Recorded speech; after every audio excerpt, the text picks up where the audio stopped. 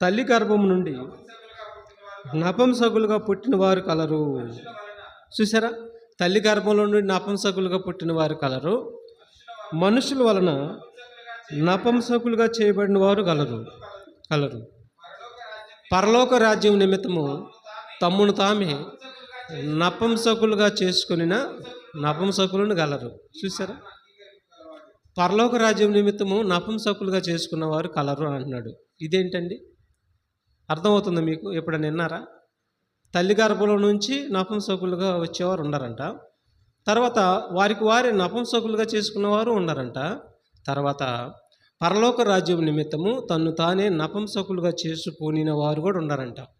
ఈ పరలోక రాజ్యం నిమిత్తము తన్ను తానే నపుంసకులుగా చేసుకునిన వారు ఎవరు అని మనం ఆలోచిస్తే చాలామందికి ఇది అంతు చిక్కదు, దొరకదు కూడా. దీనికి భావం అనేది చాలామంది దొరకదు. మనం ఆలోచిస్తే పరలోక రాజ్యం నిమిత్తము తను తానే నపుంసకుడిగా చేసుకోవటం ఏంటి? అలాంటి వారే పరలోక రాజ్యానికి వెళ్తారా? అవును, వెళ్తారు.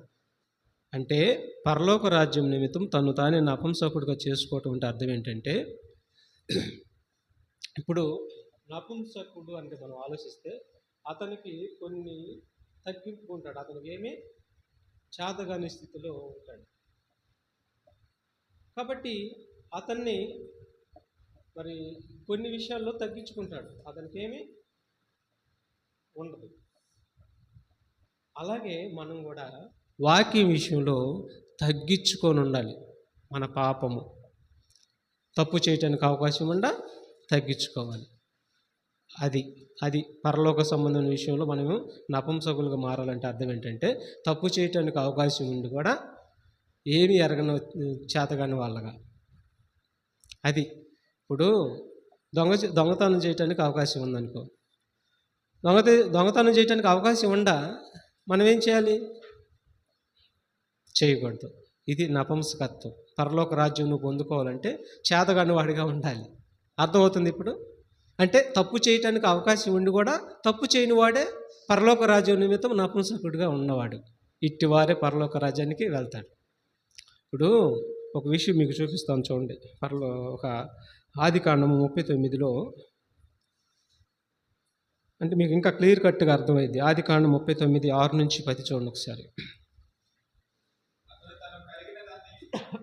అతడు తనకు కలిగినదంతయు యోసేపు చేతికి అప్పగించి తాను ఆహారం తినడు తప్ప తనకు ఏది ఉన్నదో ఏది లేదో విచారించిన వాడు కాదు.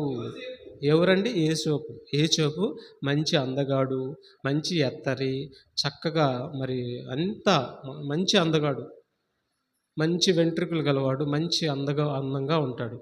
అయితే పోతీఫర్ భార్య అనేటువంటి ఒక ఆమె ఏం చేసిందంటే అతని మీద మరి దూరదృష్టి, చెడు దృష్టి పడి అతన్ని ఏం చేస్తుందో చూడండి, ఆలోచిస్తుంది. అంటే నపుంసకుడు ఎలా ఉంటాడో చెప్తున్నాను. అటు తర్వాత అతని యజమానుని భార్య యోసేపు మీద కన్ను వేసి తనతో శయనించమని చెప్పాను.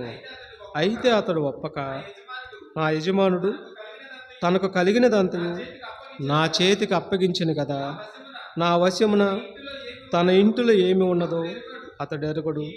ఈ ఇంటిలో నాకంటే పైవాడు ఎవడనో లేడు. నీవు అతని భార్య అయినందున నిన్ను తప్ప మరి దేనిని నాకు అప్పగింపక ఉండలేదు.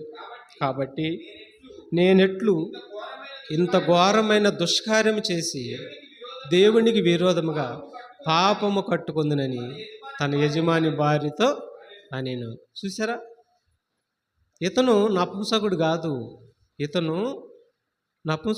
ఇతనికి పెళ్ళయింది. పెళ్ళైన తర్వాత 2 బిడ్డలు పుడతారు. కానీ ఇక్కడేంటి అలా ప్రవర్తించాడు? ఏం తగ్గించుకున్నాడు ఇక్కడ? ఎందుకు అలాగ మారిపోయాడు? ఎవరికి భయపడి మారిపోయాడు? ఎవరికి భయపడి? దేవుడికి భయపడి తప్పు చేయటానికి అవకాశం ఉన్న చేతగాని వాడిలాగా ఉన్నాడు. ఇది పరలోక రాజ్యం నిమిత్తం నపుంసకత్వం అంటే. అర్థమవుతుందా? ఇంత క్లియర్ కట్గా మనతో ఎవరు చెప్పరు. దాటేసుకుంటూ వెళ్ళిపోతారు.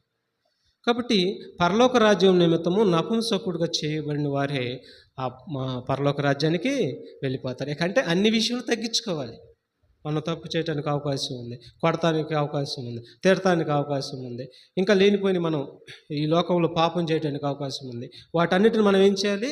వాక్యం ద్వారా తగ్గించుకోవాలి. అట్లా తగ్గించుకొని తను తాను చంపుకోవాలి. పాప విషయంలో తను తానే చంపుకోవాలి. అలాగే ఎవరైతే చంపుకుంటారో వారే పరలోక రాజ్యం నిమిత్తము, అంటే ఆ రాజ్యాన్ని సంపాదించుకోవాలంటే ఈ భూమి మీద ఏం చేయాలి? మన ఆశలు, మన కోరికలు, పాపాన్ని చంపేసుకోవాలి. పాపం విషయంలో చేతగాని వారికి మనం ఉండిపోవాలి. అది పరలోక రాజ్యాన్ని నిమిత్తం నపుంసకులు కావటం అంటే. చూసారా ఎంత ఉందో చూడండి. అంత ఈజీగా రాదు పరలోకం అంటే. చిన్న మాట కాదు అది. ప్రాణం పెట్టాలి పరలోకం కోసం.